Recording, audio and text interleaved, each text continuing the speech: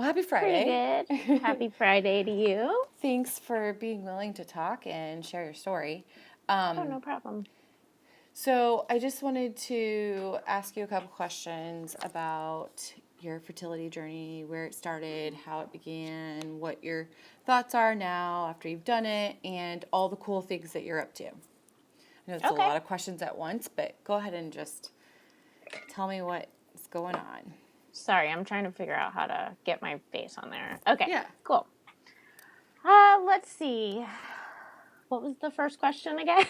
Well, how did you even become interested in egg freezing, or what made you want to do this? Well, it all started because I was going through like a serious crisis in my life. Okay. I was going to therapy. I just ended a 3-year relationship of someone that I thought I was going to be. I thought we were going to get married, you know? So I ended that relationship and I was kind of in panic mode because it wasn't where I expected that I was going to be at the age of 35. Okay. And I was freaking out about that. You know, when I was a kid, I imagined my life a certain way and that wasn't exactly happening. And I didn't know how to deal with that.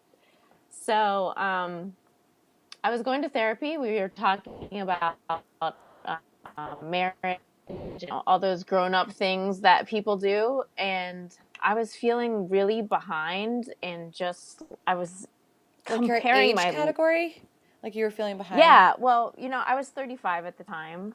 I was feeling behind. Like the majority of my friends are married and have not one, not two, 3+ children. And I chose a different path, which is understandable that I guess you could say, feel behind. But once you start comparing yourself to other people's lives is when the downward Dangerous spiral. Yeah. slope. It's like where the downward spiral starts. Right. So, we were talking about marriage and family, and I was just kind of freaking out because I was like, I'm halfway to 40. What if I'm still where I am in 5 years? All of these what if scenarios that really don't do us any good to think about and panic about. So, we were just talking about that in most of my therapy sessions, and my therapist said, "Have you ever heard of egg freezing?" And I was like, "No, I haven't." And she was like, "Well, you should go home and just read about it." So when I started to read about it, I was like, wow, this makes a lot of sense. Did you find a lot of resources online, or what resources were like your key go-to? I didn't really find that many. I mean, Eggsurance was the first one that I found. And then I Yeah, Brittany, started. or we're working together. We are talking. Well, she's one of our feature stories as well. Oh, Bridget. yeah, Bridget she's Adams. super cool. Yeah, Yeah, she's super cool. and she's in LA as well, just like you. Yes, yeah, exactly. Yeah, she's a super cool. And I had, her and I talked several times, and I wanted to know, as much as possible about egg freezing. Yeah. I probably spent a good 2.5 to 3 weeks Googling everything possible about egg freezing. Okay. And one thing that I noticed, like, the science is there, which is fascinating. But I noticed one thing that if women told their story, a lot of them did not attach their name to it because for some reason they were embarrassed or felt some kind of shame for choosing to do that, or being in their mid 30s and not having a partner and people wondering what was wrong with them. Right. Like So a as lot if of people. being single all of a sudden is a negative trait, right? Right. One thing I think about society is a woman's worth is based on whether she's married or she has children. I And can't people. agree with you more. I mean, we wear a Yeah. symbol on our hand that verbally tells the entire world whether we're taken or we're open. Right. And I don't agree with a woman's worth be, being because of those things, because women have so many other things to offer. But that is how we were raised. That is how most people were raised. And I think that it's time to change that conversation. from a childhood, women are taught to look for their prince to save them. Yeah. And from a man's perspective, or when boys are young, they're kind of thought like marriage, like ball and chain.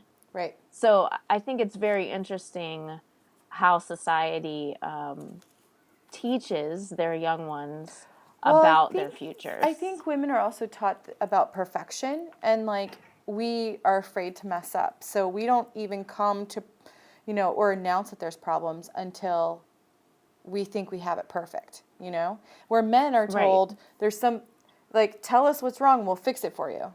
I feel like in school at Yeah, least. well, and most men don't necessarily they don't talk very much. Just the amount of words today to even communicate is much different than women. They're more, like when two Internal. dudes get in a fight, they could punch each other's face and be best friends the next Right, day. I know, Like, it's so funny. women like to talk about it more and to delve into it. It's just different. They handle things differently. So I had looked at everything I possibly could about egg freezing. And Okay. then I decided to go to the clinic, USC Fertility. Okay. And I made an appointment.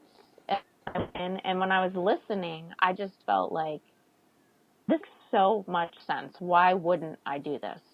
Right now, I'm at a place in my life where I can afford to do it. If it was 10 years previous, I wouldn't have been able to afford to do it, but I probably still would have wanted to do it. And I just felt like that if I didn't do it, that I would regret it. Mm-hmm. So at first, I wasn't going to tell anyone. I was kind of like, well, people don't know. It's a very personal decision, And then What year I was just this? kind of, this was 4 years ago. So this is, what year is this? 2012? 2016. Yeah. So by the time I was freezing my eggs, it was 2012. I started the whole journey in 2011. So I wasn't going to tell anyone. And then I was talking to my best friend, and he was like, Jenny, you're not the only person. You're not going to be, like, you're not alone in this. And when I thought about that, I thought about the real reason I was being silent about it is really because of my ego, not anything else. And I felt like that there was power in sharing my story. So I said, well, I'm going to blog about it. And then I said, oh, I'll do video logs. And then I said, oh, well, if I'm going to do video logs, then I'm just going to make a documentary. And I really had no idea what I was saying when I said that. You're right. But it's been like a super awesome journey. So that's how my documentary Chill started. And it will be done May 1st. Oh, it's really so exciting. to It's see how your been a journey has long come so process. far. Yeah. Yeah, it's exciting. It's gonna be a 20-minute short. Okay. Just because I feel like right now it doesn't technically have an end, and I feel like Yeah. if a feature-length thing, people would want to see more into the future. Right. And that hasn't necessarily unfolded yet. Right. So I do want to put this story out there because I think it's really important for women to see someone that's gone through it. Yep. To notice that, like, I'm alive, I'm okay, I didn't like embarrassment or anything like that by sharing my story. Mm-hmm. And that so they can literally see me doing my shot for the first time. Wow. Great. So I really think that kind of stuff is important. Yeah. Oh, that's awesome. I think that's fantastic. So tell me about the actual journey, without giving away too much of the documentary. Mm-hmm. How did you feel when you were stimulated, and how many eggs did you get? And well, let's see. I actually started the process 3 times. wow. The first time, or maybe it was 2 times. So I was starting the process, and my grandfather was like really sick. And it was like, you can start next week, but I wasn't sure that I should go back to the East Coast to visit him. Like, I wasn't sure if he was sick and I still had time to visit him, or like Or there's a if this possibility that month he was going to journey of pass away. during your meds and then not Right. be able to make that. Right. So I did, I got all my training for my shots and everything Okay. like that. And basically the day before I was supposed to start, I just was so stressed and I just broke down that the nurse was like, look, what would your grandfather want you to do? And I said, okay, I think that for me, it felt like I needed to go see him because I felt like it might be the last time I saw him. Wow. So I decided not to go through the cycle at that point. Plus, Okay. my body was super stressed. So, like, I didn't actually have as many follicles as I was having previously. It's interesting how delicate our bodies are, and the amount of like, things like stress or caffeine or whatever, not enough sleep, can really Affect your everyday your life. body. Yeah. Right. And And the outcome of a cycle. right. And I know this stuff in my head, but because I didn't have to like worry or care about it before, it didn't necessarily click to me until these moments. Right. Right. So I decided not to start, Okay. and I went to Virginia to visit my grandfather, Okay. which was an awesome visit. And when I walked into the room, because he was actually staying at a like an assisted living place at the time, and it was like a rehab center. I walked into the room, and I wish I would have had my camera rolling at that time, because his face lit up and he was like, son of a bitch. And I looked at him and I started laughing, and I looked at my grandma and she said, what did he say? And I was like, I don't know if I'm allowed to repeat it. That's awesome. But he was really excited to see me, and I got to spend time with him, and I was glad that I did, because I knew when I walked out of those doors that visit that really was going to be the last time I saw him, and it was the last time I saw him. So I was very grateful that I made the decision to see him, and when I came back from all of that, my body reset, and I started the process. And 3 days into the process, I had this like monster follicle, which I didn't even know was a possibility. I just thought like, oh, piece of cake, I'm going to freeze my eggs. Yeah, right. But because our bodies are so delicate, I had this one follicle that was like a monster. I was calling it the monster follicle. It was hogging of the hormones. And the doctor was like, don't freak out about this. This can happen. But the whole point is for you to get as many eggs as possible. Right. This is not going to allow the other follicles to get the hormones they need grow. To grow and have the egg. So it makes the most sense for you not to do this right now. Okay, we're so gonna you have to stopped that start cycle. over. Oh, wow. Right. And I was like trying not to freak out about it, but Were you sad? I knew I was a little sad, but I also felt like, well, if I'm not going to get, if I'm going to get like 2 eggs, then I don't want to do it What's the either. point? I'm not going to spend all this money for 2 eggs when I know that I can get more, you know? Right. So I waited another month and I started, and this time around, like, everything was smooth. And I believe day 9 is when I took my trigger shot. Wow. And it was either 9 or 10. Yep. And then, I didn't really have that many side effects. I remember the first day being very euphoric. And I was like, whoa, is this what people feel like when they're like having all these hormones or on drugs or something? I remember being super euphoric. And then I would say like by day 4, I remember like feeling really full, like after a Thanksgiving dinner full. Yep. And my ovaries kind of starting to ache. Yeah. And I was like, oh, this is what they meant. Because at one point, I was like, well, when am I going to feel something? When is this going to start? Like because being pregnant for 3 months. Am I really pregnant? Right. I was like, all right, well, this seems easy. So once I started feeling like that aching, that's when I was like, okay, this is actually happening. Right. It felt So, more real to you? yeah, it definitely felt more real. I think every day too that I was doing my shots, I was doing a video log Mm. and keeping, a track of that. So there was also some emotions that I remember feeling, if I was angry about something, it wasn't like I felt angry. It was like I felt rage. So I So it was remember heightened level.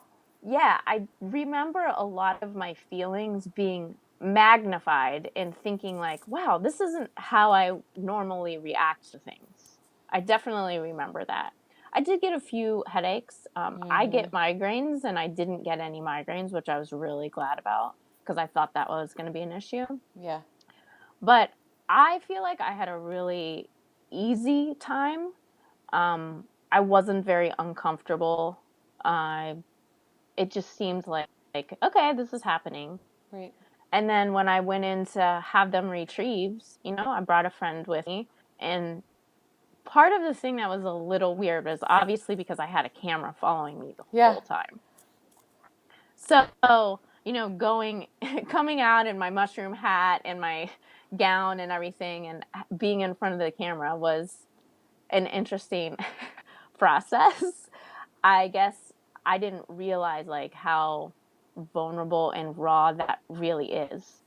And until I started watching myself, because I didn't watch anything until everything was done.